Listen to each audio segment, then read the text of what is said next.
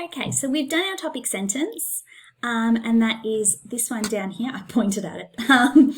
Jackson encourages the reader to criticise the actions of the townsfolk when she has them blindly follow tradition, despite the immorality of the lottery.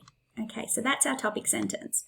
So obviously my evidence needs to reflect that idea and prove that that idea is correct, that she is encouraging us to criticise the blind following of the lottery.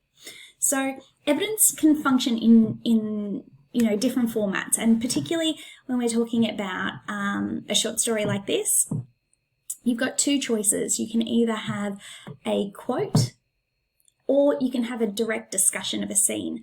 My preference is to kind of combine those two and do what we call quote embedding.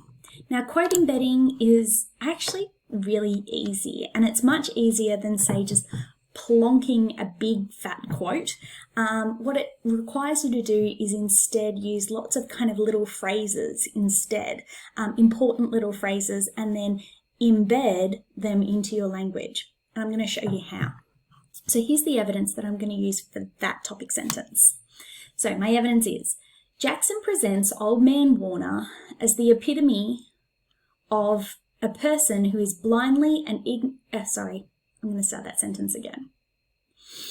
Jackson presents Old Man Warner as the epitome of a person who blindly and ignorantly follows tradition.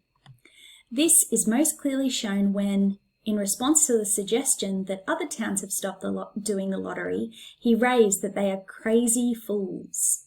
He then rants nonsensically that they'll go back to living in caves and eating stewed chickweed and acorns.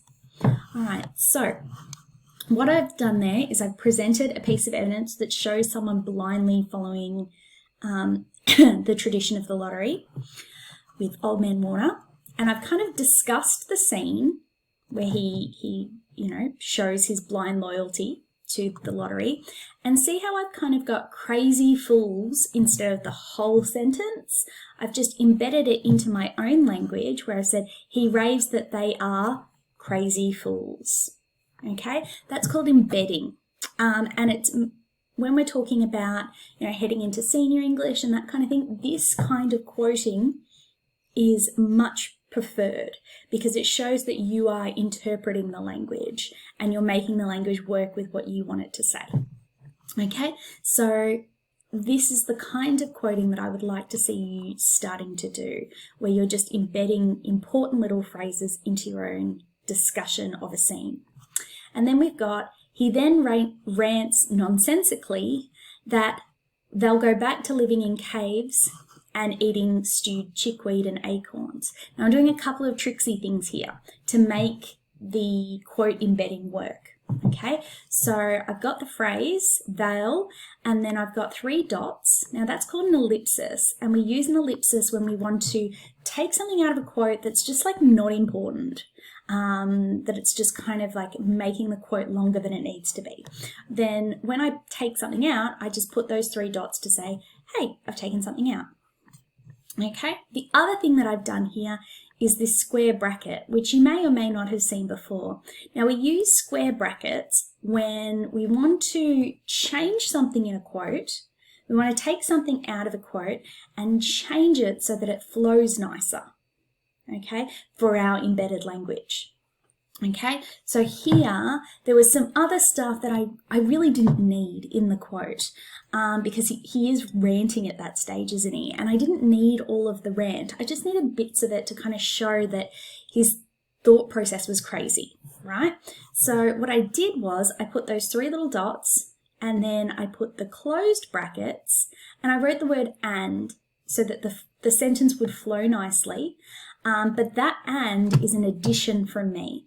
And when you want to add something in to a quote that doesn't exist there, but it can exist there if you need it to, and it doesn't disrupt, the actual meaning of the quote, all you need to do is insert it and put these square brackets around it.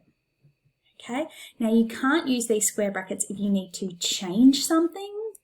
In terms of like who said something. You can't make changes, dramatic changes to the quote, but you can make little changes to make it flow nice. Okay, if you're unsure about using the square brackets, just ask. I can definitely guide you through it. Okay, square brackets though, very useful. So evidence can be quotes, can be direct discussion of a scene. I would prefer it to be both with embedded quotes. All right, see you for explanation. Bye.